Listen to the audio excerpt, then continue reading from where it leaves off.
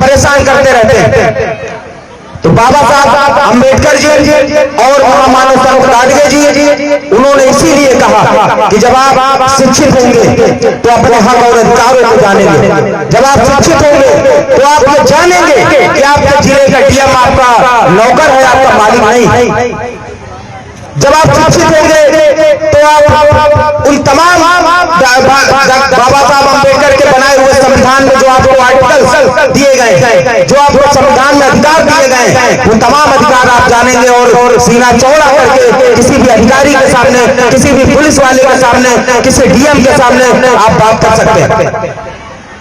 महामानव संत गाडगे जी जिनको स्वच्छता का जनक कहा जाता है, सफाई का जनक कहा जाता है, लेकिन सफाई हो खाली उसी को आप मत समझिए कि यहाँ पे कूड़ा पड़ा हुआ है, यहाँ वो हटा दिया जाए तो सफाई हो गई।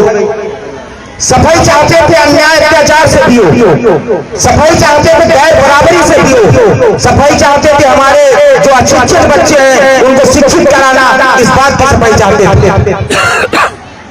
आप देखते होंगे कि जाति सूचक शब्दों से भी उनको तब अपमानित किया जाता था। डॉक्टर बाबा साहब अम्बेडकर को भी अपमानित किया जाता था, लेकिन उन विषम परिस्थितियों में अगर उन्होंने पूरे देश में ये अलग जलाई तो सच में हमारे एक शायर जी अभी एक आए थे वहां पे उत्तराखंड से, वो बोले कि संत गाडगे बनना आसान नहीं है, सच में आसान नहीं।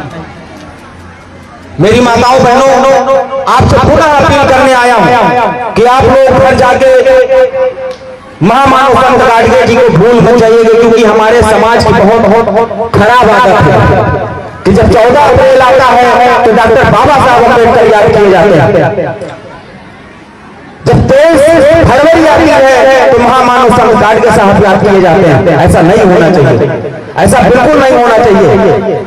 आपकी जिम्मेदारी बनती है कि जिन महापुरुषों ने अपने लहू का एक कतरा न्यौछावर कर दिया आपकी आजादी के लिए, आपको सम्मान दिलाने के लिए, तो खाली साल में एक बार अगर आप उनकी जयंती मनाते हैं, उनका परिनिर्वाण मनाते हैं तो बहुत ही गलत, बहुत ही शर्मनाक विषय है।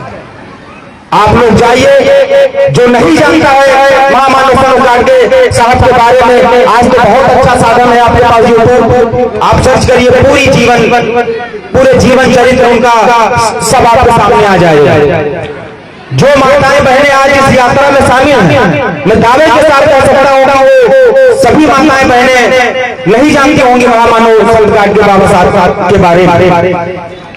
तो आप लोग यूट्यूब के माध्यम से उनको पढ़िए, उनका जीवन परिचय पढ़िए, और जैसा कि अभिपाल जी ने कहा कि महिलाएं इस देश की आधी आबादी महिलाएं अगर जागरूक हो गई तो इस देश को सोने की चिड़िया बनने से कोई रोक नहीं सकता। इस बात पर बताने आया।